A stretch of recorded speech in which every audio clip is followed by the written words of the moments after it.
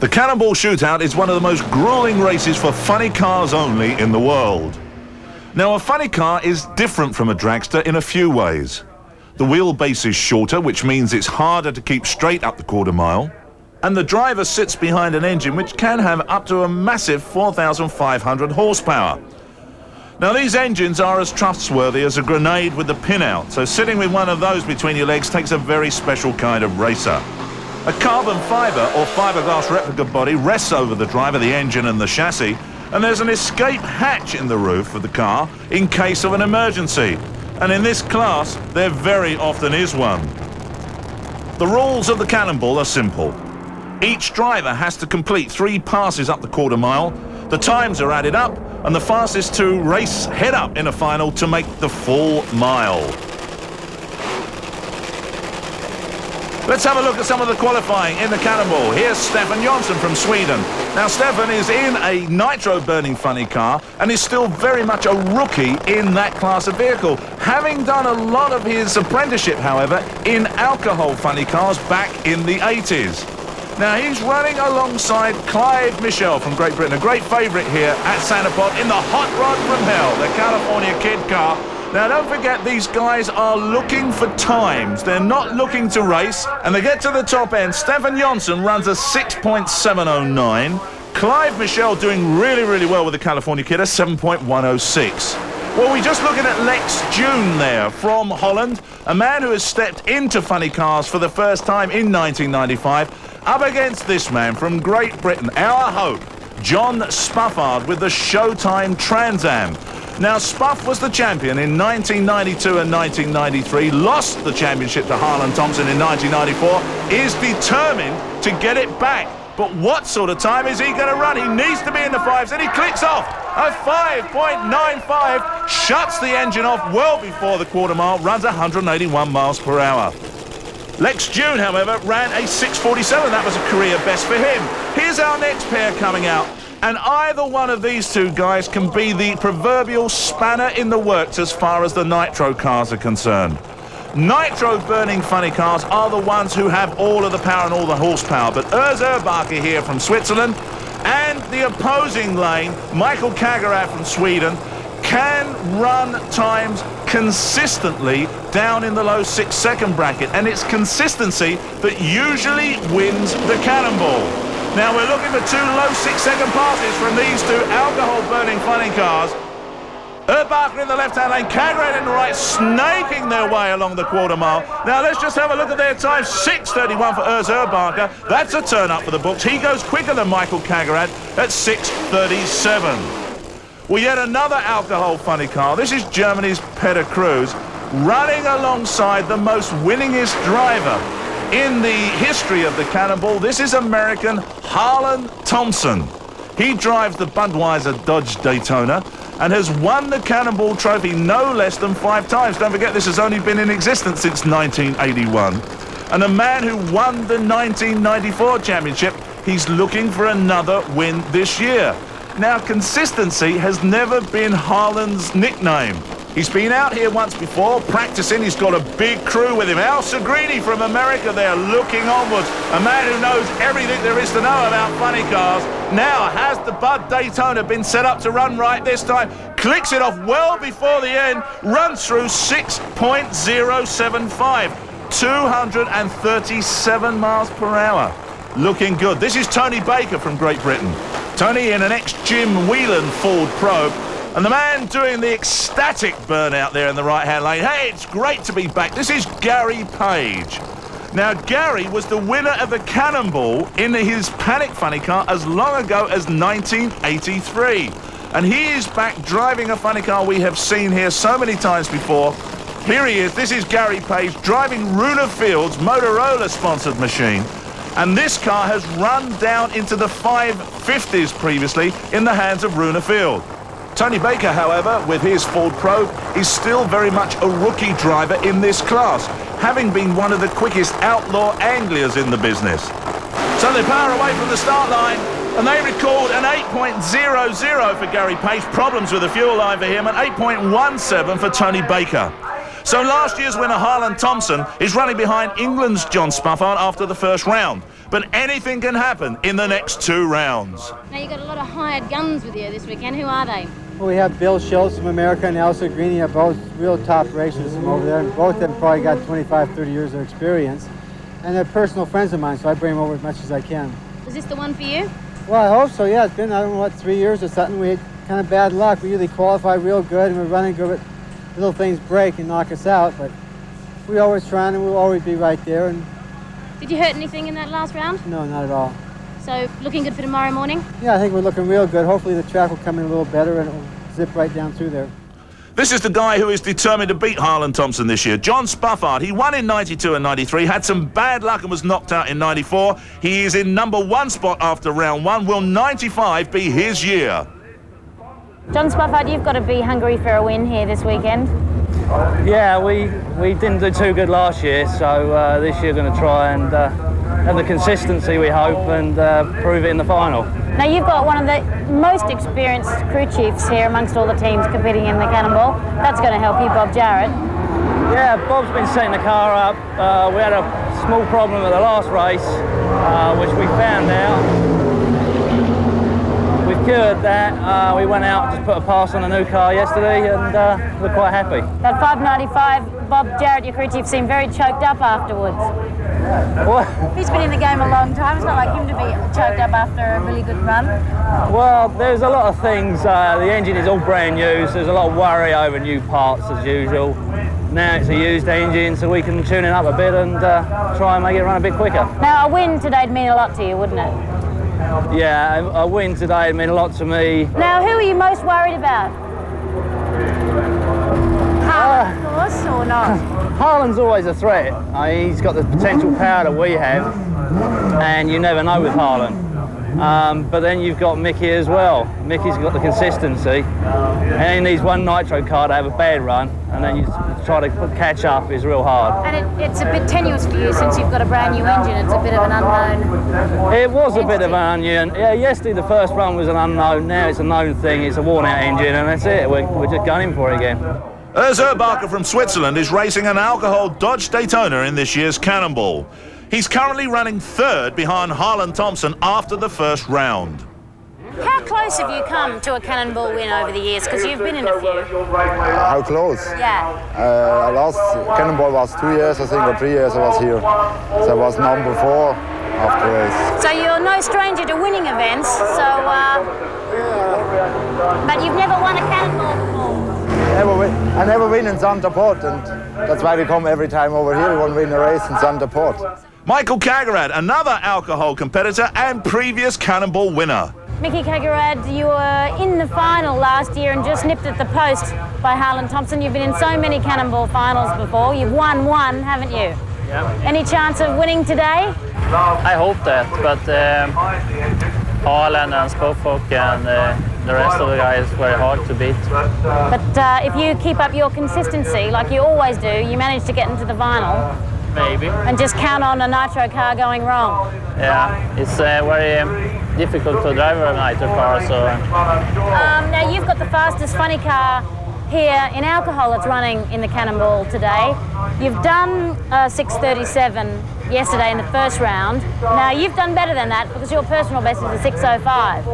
Yeah, we didn't set up the clutch all right yesterday, and I think we are set it up right now, so we are going to be faster this day. So consistency will win, do you think? Yeah, I hope that, but it's very difficult in the final.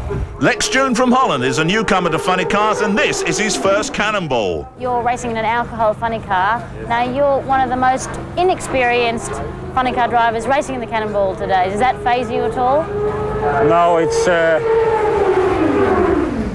a special challenge to be the rookie and to give me the best performance I can give, and I've got nothing to lose, only to win. Now you're running in 1, 2, 3, 4, 5th spot. So you're well ahead of Gary Page.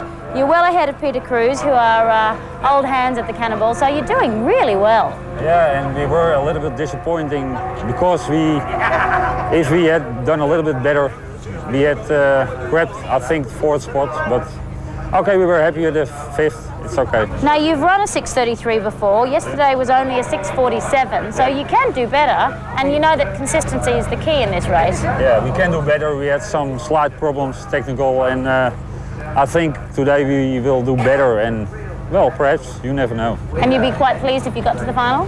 Yeah, that's our main goal, but well, like I say, I'm just the rookie, so. Driving a nitro funny car, this is Stefan Jonsson from Sweden in his first Cannonball. Stefan, you are running 6th in the Cannonball at the moment after yesterday's 6:70. Now, you have run better than that in the past. You've done a 6:60. Any chance of improvement? Yeah, I hope so. You're relatively new to nitro funny car racing. This is only your 2nd year. Yes. Do you feel a little bit nervous about the competition? Harlan Thompson and John Spofford and Nicky have been racing for years. No, I'm not nervous for them. And everything's fine with the car? You didn't do any damage yesterday? No, everything looks okay. The California kid, Clive Michelle from the UK, is one of the wildest entries into the Cannonball. It's a fuel altered. That was a very sedate run for you yesterday. Yeah, it was a little bit of a test and tune. We had a bit of trouble last meeting, but I think we sorted it out now, and we're going to bump the motor up and make a bit more power now. That's good. And what do you think your chances are? Well, anything can happen in the Cannonball. Everybody has problems. Bigger cars may have more problems than us. But we're going to be in the middle there. We're definitely not going to be on the end. What kind of disadvantages do you have being in this altered? Well, the car hasn't got as much downforce as a funny car, so she can get a bit light half track and get a bit squally, but we've got new tyres on and the car's running really straight, so we're putting more power into it and keep our fingers crossed. Do you have a shorter wheelbase than the funny car, or is it the same? Yeah, it's 5 inches shorter. Well, it doesn't sound a lot, but it does it over... Makes a difference of 200 miles an hour plus. 8th so far after round 1 behind Clive Michelle is British driver Gary Page, making his comeback at the Cannonball after many years in the Norwegian Runefield's Mustang-bodied nitro funny car. Gary Page, we've seen many drivers in this car, crew chief by Runefield. It's got a new Mustang body on it though, and a new driver, which is you. Yeah, I was talking to Runa earlier in the season about maybe driving the dragster for him, and he asked me if I wanted to drive the funny car, and I said yeah, and at the moment it's just a one-off deal for the Cannonball, but we'll see what progresses from here. Now you're no stranger to Top Fuel funny cars or the Cannonball. You've won a Cannonball before, but you had a pretty bad start. Yeah, we didn't. The first run was just a checkout run because Runa sets his car up different to the way I'm used to. So the first run was, I just made a mistake and it smoked the tyres. And the second run, it was on a really good run and the fuel line shook off. So I had to shut the car off and that gave us a really bad start. So we're quite a way behind, but anything can happen. Yeah, and at least there was no flames like your last sort of debut in funny cars for a long time in the elite car. Yeah, that was just one of the things that happened in these things. It can happen, and we were just lucky. I mean, the car could have caught fire yesterday. Yeah, because when a fuel line comes, there's a possibility. Well, yeah, all the fuel was spraying around under the engine, and luckily most of it came up onto the windscreen, and it cracked all the windscreen. But that's okay. It's not a problem. So a lot of hard work to do to catch up. A lot of hard work, but anyone can stumble, and the car will run well today. And you've done a 582 before. What's this car capable of? This car's capable of running 550s. So if we can get it to run some of them, we'll be in with a chance if the others slip up. So. And no stranger to a fine rider, so a good chance then. Yeah, we're going to go and try. I mean, that's all we can do. While the car is famous, it used to be driven by Jim Whelan at many a Cannonball in the past, but the driver is new. His name is Tony Baker. Tony Baker, now this is your very first Cannonball. You must be feeling a bit of nerves. A little bit, yes. Now, alcohol funny car, this is your second time out in the car in the event? Yeah, second time I've driven it, yeah. Now, you used to drive Outlaw Wrangler before. Yeah, Ford Pop. I bet it's a very different feeling. Very different car. Alcohol funny cars are really difficult to drive, they tell me. It is. I'm getting used to it. I'm working my way into it slowly, taking my time, getting the feel of the car, and we're getting there. Enjoying it? Yep. Because you used to win it quite a bit with your Outlaw Wrangler, didn't you? The Pop was one of the quick ones. It was always at the top. So you're used to being in finals? Try to be. We've been there a lot in the Pops. Now, this 8:17 yesterday, that's a bit of a learning curve Yeah, we're for still you? learning. Yeah, the crew are learning. I'm learning. The car's good. We're getting there. Peter Cruz from Germany had a disastrous round number 1, causing a lot of damage to his funny car. You had a very bad run yesterday. You've been up all night working on the engine. You broke everything that you could possibly break. Is the car going to be ready for this round? Yes, yesterday I broke the crankshaft and the transmission broke and the gasket from the head. A lot of oil come off the track. So that 8 seconds that you ran yesterday is no reflection of your ability? No. I hope today I have all in the night with my crew all fixed. We're changing new engine, new transmission. I think that good run today. Yeah, what kind of time are you looking for? I'm looking for 6:18. Yep. 18, 15, 18. 2 of those and you could be in for a chance. I have chance. So after round 1 of the Cannonball, John Spuffart is just out in front of Harlan Thompson, but sitting there in 3 and 4, the 2 alcohol funny cars of Urs Urbacher and Michael Kagerad, ready to pounce on those top 2 fuel funny cars. Okay, round 2 of the Cannonball shootout after the break, plus action from Harley-Davidson Super Twins in the FIM European Bike Championship. You're watching Sky Sports. This is Santa Pod Raceway in England, and these are the Harley Super Twins. We're looking at the FIM Championship, the first round of the European FIM Championship taking place with great honour here this weekend at Santa Pod Raceway. Well, the FIM Championship has been running for 5 years, but this is only the 2nd year that Harley-Davidson Super Twins have been included. Here we're looking at last year's champion on a qualifying run. This is Anders Charlie Carling on his Harley-Davidson. Now, he puts in a very, very strong pass indeed. 7.66, terminal speed 166 miles per hour. From a Harley-Davidson V-twin, that is extraordinary. This is Klaus Hellgren from Sweden, a man who carries a lot of very attractive-looking bodywork, almost a car's body on there. Now, all of these engines are Harley-Davidson V-twins, which are renowned for being lazy, but to give them that little bit of impetus, we put nitromethane into them. This man closest to the camera, his engine size is in excess of 2,400 cc's, bigger than most people's car engines. Running alongside him is Sweden's Lars Wahlberg, and after this run, Wahlberg becomes our number 1 competitor with a 757, and Klaus Hellgren becomes our number 7 qualifier with an 8.20. Here's our next man from Germany, Joachim Reimer, on his Harley-Davidson. It's all Harley, ground-thumping stuff. And he puts in a run here of 7.97, gets himself the number 5 qualifying spot. Electric stuff. Adam Hewitt from Great Britain on the original Hog. He doesn't look phased at all. This is Lothar Schmidt from Germany. These two coming out side by side for their qualifying runs. Now, of course, Adam Hewitt finished up number 2 in the championship last year and is the quickest Harley-Davidson outside of America. Now, how is he going to fare on this particular qualifying run? Well, he clicks off a 7.66, gets himself the number 3 spot, and Lothar Schmidt runs an 8.31, getting himself into the number 6 qualifying spot. Well, after all of the fury there, looking for a spot in the top 8, it's only the quickest 8 race. Here are our first pair coming through. First man is Willem Bean from Holland, and he was our number 8 qualifier, just got himself into that top quickest 8.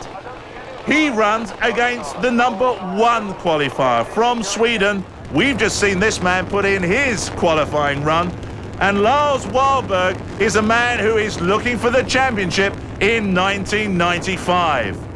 So same rules apply. It's heads-up drag racing away from the start line.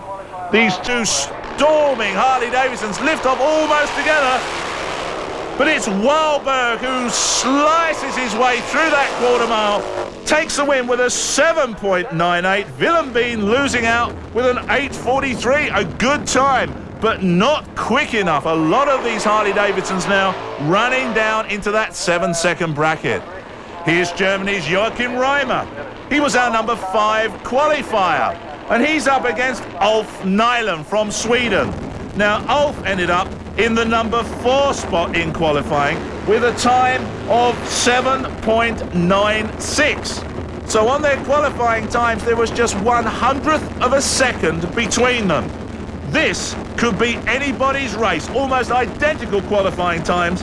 Germany against Sweden, Reimer against Nyland. They're both going to be looking for a good start line reaction, and they're away together, but problems for the German. Joachim Reimer bogs down on the start line, and it's all the way with Ulf Nyland, clicks off 8.08, 158 miles per hour. And problems indeed for Joachim Reimer, one unhappy rider. Well, this is last year's champion, Anders Charlie Carling, a man who will once again be trying to become top of the pile in 1995. Already he has started off not quite as well as he would have expected, getting the number 2 qualifying spot here behind Lars Wahlberg. This is Klaus Hellgren from Sweden, and he got the number 7 spot, if you remember, in qualifying with a time of 8.20. Charlie Carling, 7.66. And Carling's got problems. Well, what a turn up for the books. His championship move this year really being thwarted at the moment, and a win for Klaus Hellgren runs really, really well, 7.63. This is turning out to be a real upset of the form book.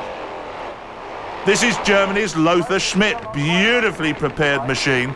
And he is up against the man from Great Britain, the man everybody here at Santa Pod is behind, Adam Hewitt on the W&W Motorcycles sponsored Harley Davidson. 2,400 cc's of V-twin Harley power here once more. Adam, of course, ended up our number 3 qualifier, and Lothar Schmidt was our number 6 man. So the German has it all to do. But even if his crew egg him on, it isn't going to work.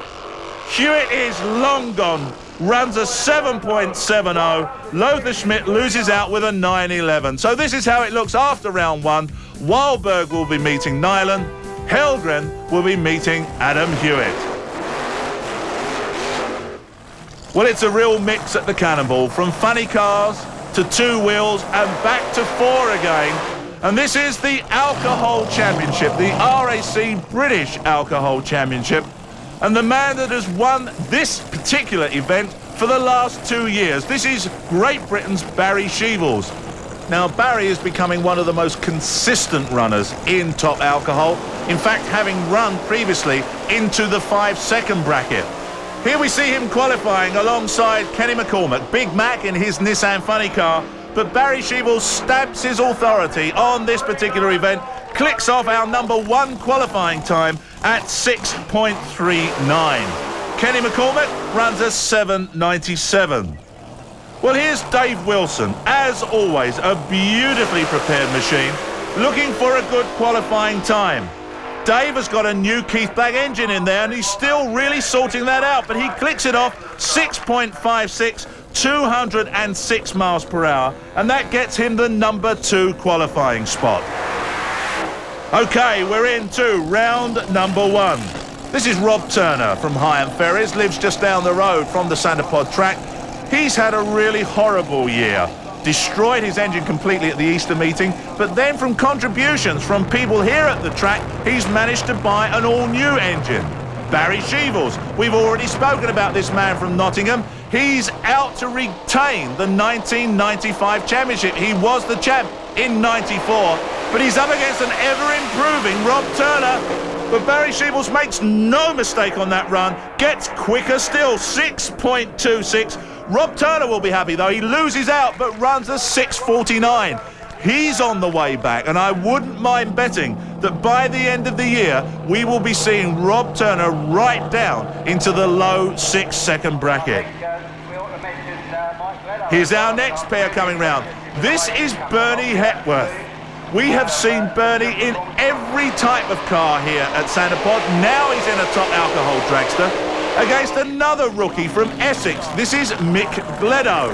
Well, previously we have seen Mick in a funny car running with a street engine in it, and this is a massive step for him coming up into Top Alcohol, but he does such a good job of it.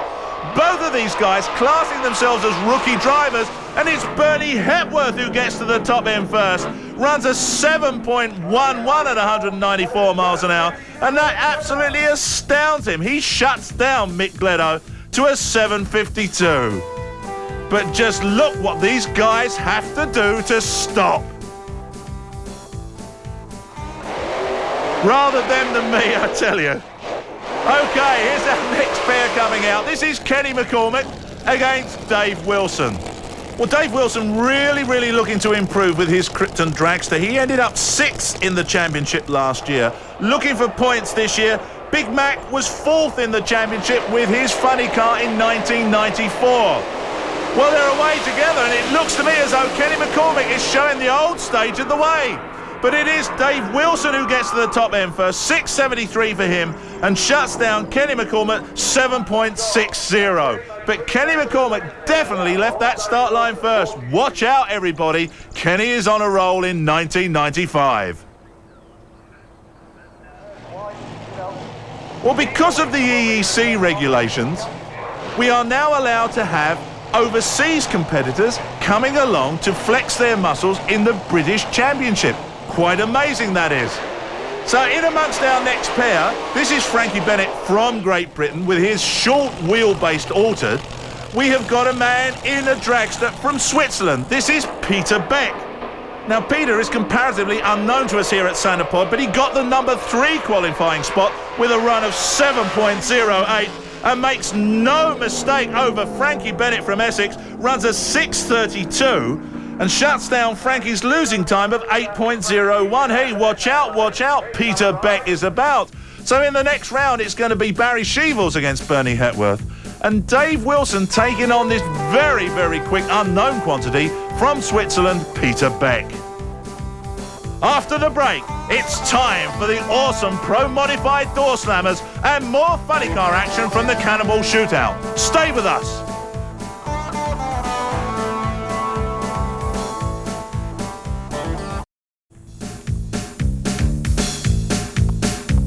It's time for round 1 of the British Pro Modified Championship. Pro Mods, what can we tell you about these wild cars? Engine sizes in excess of 11,000 cc's. This is new kid on the block, Neil Taylor, in his Chevrolet Lumina. He qualified in the number 8 spot, up against a man who's been with Pro Mods since the start of the class. This is Alan Packman, a previous street racer, now with his big 11,000 cc Granada Scorpio. Now this weekend, Alan is not running his normal racing engine. He tells me that he found an engine laying in the back of the garage. This I cannot believe. Dusted it off, put it in here, and unbelievably was our number 1 qualifier, running the quickest that the engine has ever put down of 7.06. Well, now then, what is Neil Taylor going to do about that? Not an awful lot. As Al Packman, you can call me Al, and you can call me the first man at the top end. 7.10. Ecstatic times for him. And he takes the win, moves on into the next round. Here's Michael Cheeley, Cheerful Cheeley we call him, in his Vauxhall Calibra. He's up against Gordon Appleton in this real state-of-the-art 1968 Camaro. Quite extraordinary, all the body modifications made to this machine. You can just pick out that classic American car muscle shape underneath all that paintwork and bodywork. Now then, Michael Cheeley has got the smallest engine here in the class, but he is the more experienced drag racer in Pro Mods. Gordon Appleton has been around in Supergas for a long time, and this is his 1995 project car. But it's Gordon all the way, takes the win, 7.20, 187 miles an hour. Problems for Mike Cheeley after going out of shape. Well, here's another new kid on the block. This is Nick Cavey. We've previously seen Nick driving street cars. He qualified in the number 7 spot, but he's up against Dave Mingay. Dave Mingay was our number 2 qualifier here, and Mingay also took the win in the main event Pro Mod race just a couple of weeks previously. So Mingay has it all to do here with his Vauxhall Calibra this weekend. But it's away from the start line. Dave Mingay making no mistake as he pulls away from Nick Cavey, runs 7.06 7.16. Lots of blue smoke at the top end, but I don't think he's going to be bothered. He's run his quickest ever this weekend, Dave Mingay, at 7.07. Well, here's our next pair coming out. Now, do you like American muscle? Well, do you? This is Henry Houston with his 55 Chevrolet 7/8 size machine. He's running up against yet another man who has ventured into this pro modified class. He gets bigger and bigger. This is Phil Englefield, known as Bert to his friends. Phil ended up in the number 3 qualifying spot, having run a 7:36, and Henry, with the Chevrolet, ran a 7:87 into the number 6 spot, and it's Henry who gets away first. Well, is this going to be his first ever win here at Santa Pod? But just look at Bert Englefield come storming back in that right-hand lane. 7.52 takes the win. Wow, what a race. And into the next round, Alan Packman will be meeting Gordon Appleton. Granada against Camaro.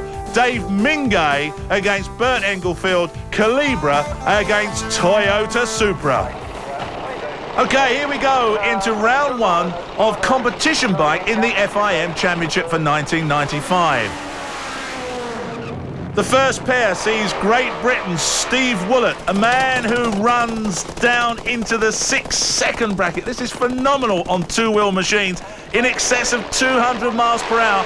But it's a real David and Goliath tussle here. He's up against Jan Hanee from the Netherlands with his little 480cc bike.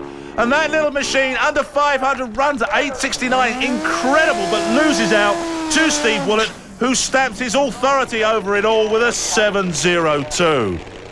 Now, this is a real mix in this class. We've got nitro burners, and we've also got turbocharged nitrous oxide assisted machines. Now, this is Roel Kodan from the Netherlands. He's on a 1240cc nitro burning Puma machine up against Augie Harrison. Augie running with a 1260cc turbocharged nitrous oxide Suzuki. But just look at the way Kodan comes back at the top end, but it's not enough. Augie Harrison takes the win at 7.49. Our next pair puts Holland against Great Britain. This is Great Britain's Phil Bainbridge, the man who currently holds the record in the FIM Championship for top fuel machinery. And he is supposed to be racing this man from the Netherlands, Henk Gade, with his nitro-burning Puma. But Henk's got some problems on the start line, so it's going to be Phil all on his own. Now, Phil was our number 2 qualifier, having run a 7.13, an almost identical machine to Steve Woolett. And he lets that loose, no holding back on that by-run through into the next round, and runs a 7.25, 188 miles per hour. Really stunning stuff. The next pair puts this man, Peter Svensson, with his quite extraordinary machine. Believe it or not, 1780cc's of home-built billet power against Great Britain's John Moulton.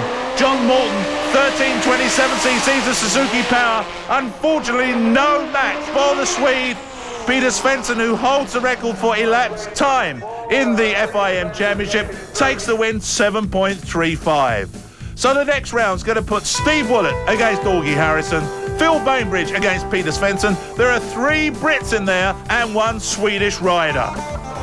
Okay, let's move back into the Cannonball, round number 2. Now, don't forget, they're not racing. Even though they may come out in pairs, they are just purely looking for times. And at the end of round number 1, of course, John Spuffard was out in front of Harlan Thompson.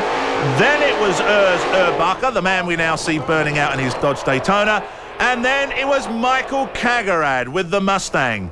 Michael Kagerad was the winner in this championship in 1990, where he took out Runefield. Urs Urbacher has yet to win at Santa Pod, but at the moment, Urbacher is in front of Kagerad. Now, the thing with these two cars is that they are consistent. They will run those low 6-second times all the time. And it's Urbacher who gets to the top end again first, but it's Kagerad who records the quickest time. Kagerad throws in a 6.19 on that timing ticket.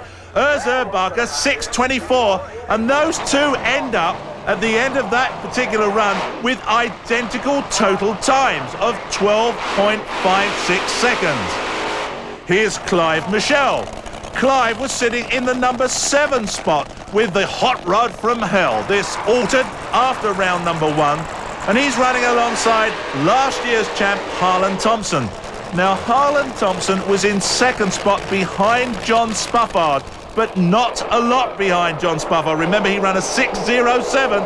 He's got a big crew here with him this weekend. Out comes the parachute real early for Harlan Thompson, but he runs an incredible 5.81. Clive Michelle runs a 7.72, and that immediately puts Harlan Thompson on top of the pile with that run.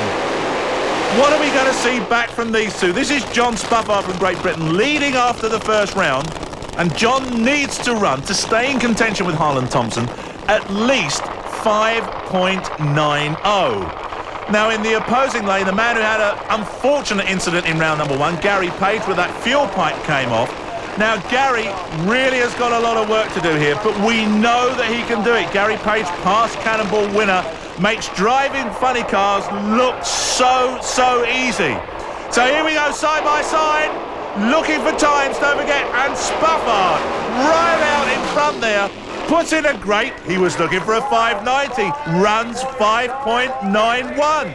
Gary Page, getting quicker all the time, puts in a run of 6.66. So, everything is looking pretty good at the moment for the Brits. Here's Peter Cruz from Germany. Now, Peter had a really bad run in the first round, ended up in the number 10 spot, but this looks a lot better from him. Shuts off about three-quarter track. Was that engine hurting again? Lots of blue smoke there. Runs through 7.06 and ends up in the number 9 spot. Tony Baker, new kid on the block, still learning his trade in top alcohol funny cars. Now, he ran an 8.17 in the first round, got himself the number 9 spot. What are we going to see here? Well, a good launch.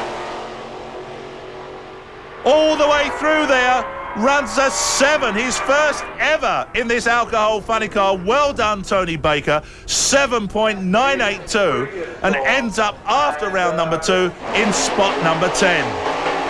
Well, here's a man who got himself the number 5 spot after round number 1. This is Lex June with the Dodge Daytona X Bernie Hepworth funny car. And what a great showing Lex is putting on here this weekend. Ran a 6.47 in round number 1. And clicks it off this year, just running alongside Alan Jackson as a pacemaker here. He collects a timing ticket of 7.98 and ends up again in the number 5 spot. So after the second round, John Spuffard, by 9,000ths of a second, sits on top of Harlan Thompson, but in joint third spot, Barker and Kagrad just waiting for one of those funny cars to make a mistake. Who will it be who goes into the final? Stay with us after the break and we'll find out.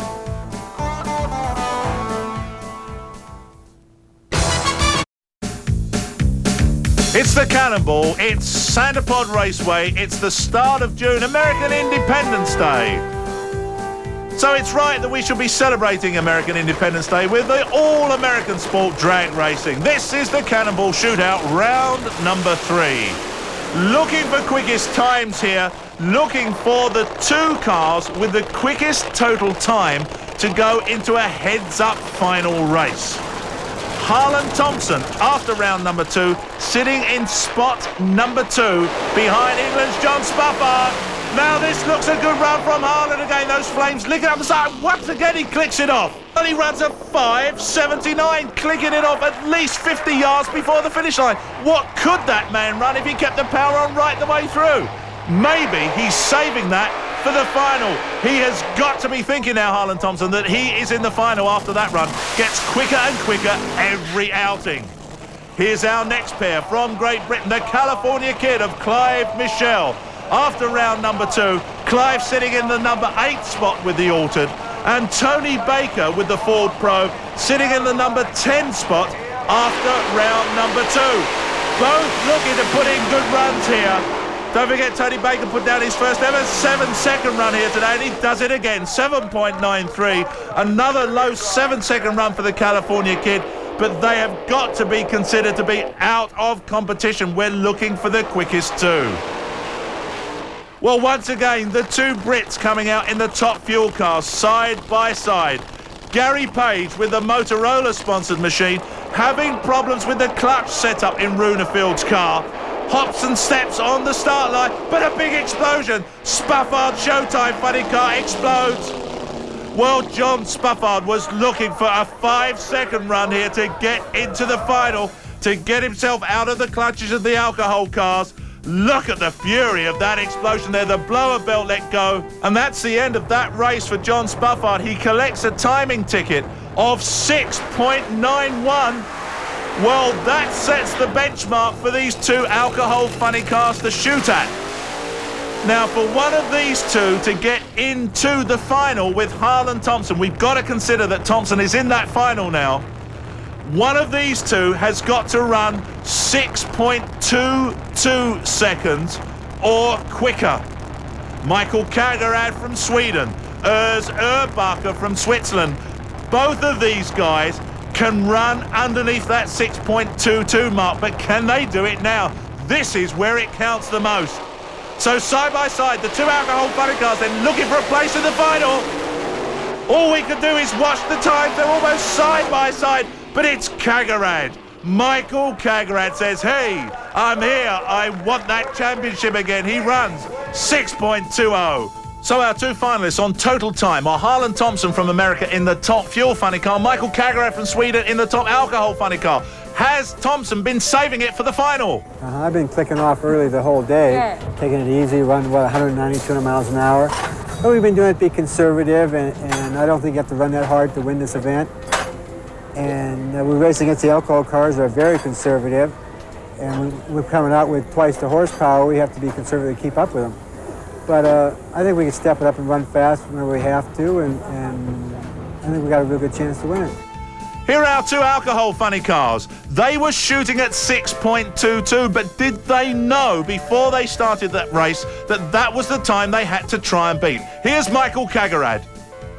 Yeah, they said to me, if you go 6.20, you are in the final. And when I come down, they said to me, you have gone 6.20, so I know that. Yeah.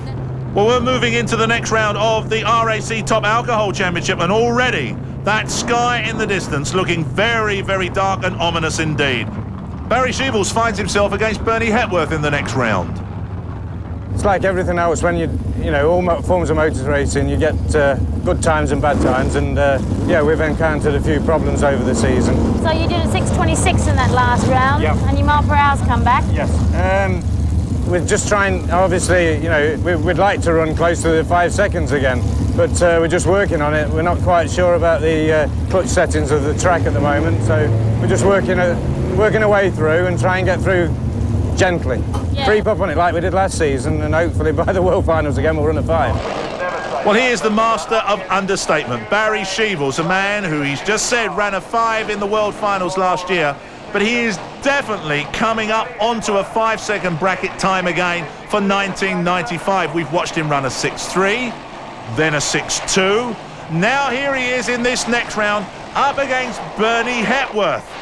And what is this going to produce for us? There seems to be a little bit of a problem there with Barry Sheevels' car. There seem to be some sparks coming out the side of it. I hope this means that Sheevels isn't sidelined, but there he goes with another burnout, trying to warm up those massive rear slicks, and he's up against Bernie Hepworth, who was astounded that he beat Mick Gledo in round number 1. But Barry Sheevels, even though there may be some problems with the engine, makes no mistake of that and gets quicker. 6.18. We've watched him come down 6.30, 6.20, now into the 16s. He is on his way back to the 5, and he is in the final today. And here's Dave Wilson from the United Kingdom. He's up against Peter Beck from Switzerland, not the UK as our producer so lovingly and admiringly put on the caption here. Peter Beck is the unknown quantity against the bettering Dave Wilson from Surrey. Now, Dave doesn't know Peter Beck at all, so he's going to be looking for a good light. He gets away first, but it is Peter Beck. Gets that nose out in front. Both of these are storming good runs, but it's Beck who takes the win, 6.46 to a lose-out 6.57. So the final promises to be really exciting. Barry Sheevels against Switzerland's Peter Beck, and both of them running in that low 6-second bracket. But then it happens. The rain comes down, visitations from the planet sky, and unlike circuit racing, we can't stick a set of wet tyres on and put the cars out again. The track turns into an ice skating rink. All the finals, therefore, We don't know the answer to it. Maybe this is what would have happened in the FIM Drag Bike Championship. It was going to be Woollett against Harrison, Bainbridge against Fenton. Who would have won that? I'm not certain. I would have put my money on Steve Woollett. In the finals of the Super Twins, the big Harley Davidsons, my feeling would have been that it would have been Adam Hewitt would have taken the final. Well, that's it from us. Goodbye from the Cannonball. We'll see you next time, hopefully without an umbrella.